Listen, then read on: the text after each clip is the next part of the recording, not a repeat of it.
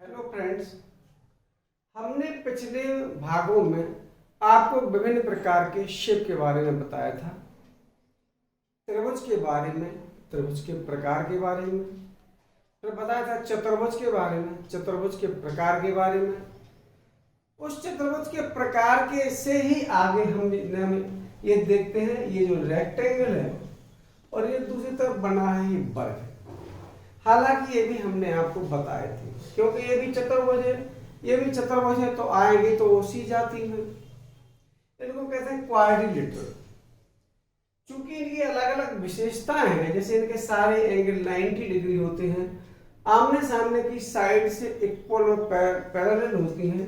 ये आमने सामने की साइड्स भी इक्वल और पैरेलल होंगी, ये आमने सामने की साइड से पैरेलल इक्वल होंगी, सारे एंगल 90 डिग्री के होंगे, तब इसका नाम होगा रेक्टेंगल।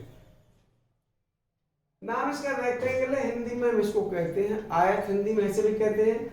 आप ये दो भुजाएं परस्पर बराबर समांतर है और ये दो भुजाएं परस्पर बराबर और समांतर है। अब ये हम बात करते हैं कि हम इनको कहते हैं 2D। 2D माने जिनमें केवल लंबाई और चौड़ाई, जिनमें केवल दो मापें होती हैं या जो डबल पावर तक जाते हैं, वो 2D वाले हैं। 2D वाले में जैसे अगर ये इसकी लेंथ है, इसको लंबाई कहते हैं, ये विड्थ है, इसको चौड़ाई कहते हैं, तो अगर ये B है तो ये भी B होगी और ये L है तो ये भी L होगी। अगर हम इसकी चर्चा करते हैं इसके क्षेत्रफल की, तो क्षेत्रफल का मतलब होता है कि इसके अंदर कितने लोग बैठ सकते हैं। केवल बैठने की बात अगर हम करें तो वे देखेंगे कि वो आता क्षेत्रफल के बराबर। या हम देखें कि इसमें कितने बोरे रखे जा सकते हैं नीचे, वो होता है क्षेत्रफल के बराबर। ठीक है ना। तो जो चीज उसके आधार पर बन सकती हो वो दैट इज कॉल्ड एरिया, और जो चीज पूरे कमरे में बन सकती है दैट इज कॉल्ड वॉल्यूम। लेकिन वॉल्यूम का हम इसके आगे बताएंगे। ये 2D का जो पोर्शन है उसी के आगे ले चलते हैं। चलिए, तो ये हमारा क्या है, यहां से अगर यहां तक हमने दौड़ लगाई तो हमने कितना दौड़े, देखो लंबाई 1 और लंबाई 2, दो लंबाई दौड़ गए और दो चौड़ाई दौड़ गए। इसका मतलब है 12 + 2b, इतना हमने चारों तरफ दौड़ लिया इस ग्राउंड के। ये कहलाएगा हमारा परमाप या पेरीमीटर।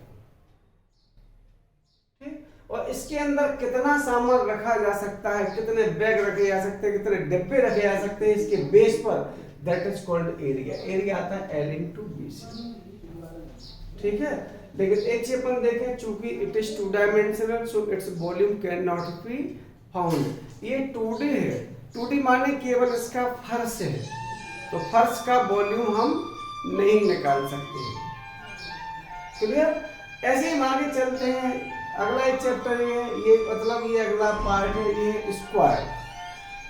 तो स्क्वायर है, तो स्क्वायर में भी क्या है, इसके भी चारों एंगल 90 डिग्री के होते हैं। ये 90 डिग्री, ये 90 डिग्री, ये 90 डिग्री, ये 90 डिग्री, चारों एंगल 90 डिग्री के होते हैं। बस ये है, ये इसकी सारों साइड बराबर होती है। अपन ये मान लें कि चाहे L मान लो A और ये B मान लो A, कुछ भी मान लो, तो हमें देखेंगे कि अगर हम यहाँ से यहाँ तक दौड़ेंगे A + A + A + A, यानी 4A हम दौड़ चुके होंगे, यानी 4 × साइड हम कवर कर चुके होंगे, तो ये हमारा होगा पेरीमीटर। कुल मिला के मोटा मोटा देख रहे हैं कि चारों तरफ की जो लंबाई है आपकी, कुल लंबाई, that is called perimeter. Hindi में कहते हैं परमाप। और ऐसे इसके अंदर कितना सामान भरा जाएगा, इसके फर्श पर सपोज एक डिब्बा है, तो इसके आधार पर कितने सारे हम डिब्बे रख सकते हैं, तो that is called area.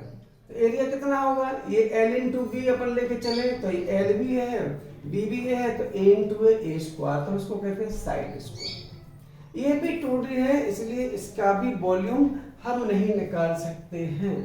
Its volume can not be found. लोग सोचते हैं कि नहीं हम निकाल सकते हैं, कैसे निकलेगा, वॉल्यूम में L, B और H चाहिए पड़ते हैं। ठीक है ना।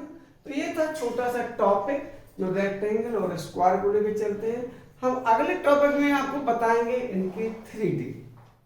इस बीच में भी कहेंगे कि अगर ये अच्छा लगा हो तो मैंने बोला था कि BM सोनी सर के नाम से हमारा YouTube चैनल है, आप इसको सब्सक्राइब कर सकते हैं और लोगों तक पहुंचा सकते हैं। ये सिलसिला आप आगे बनाए रखें। आप यकीन माने कि जो मेरा पहले भी शब्द थे वही आज भी है कि नर्सरी से IIT लेवल तक और रेलवे फेलवे कंपटीशन जो जितने भी हैं उन सबके बराबर आपको मैथमेटिक्स यहाँ मिलेगी। IIT से कठिन कोई भी नहीं होता कंपटीशन, ठीक। उससे बड़ा जो कंपटीशन होता है IAS PCS, उनमें मैथ उतना मायने नहीं रखती, मैथ मायने रखती है अधिकतम IIT लेवल तक। वहां तक मैंने आपको देने का वादा किया है। बस ये अगर आपको अच्छा लगता है आप इस चीज को आगे बढ़ाते रहें और हमारा मनोबल बढ़ाते रहें। जय हिंद, जय भारत।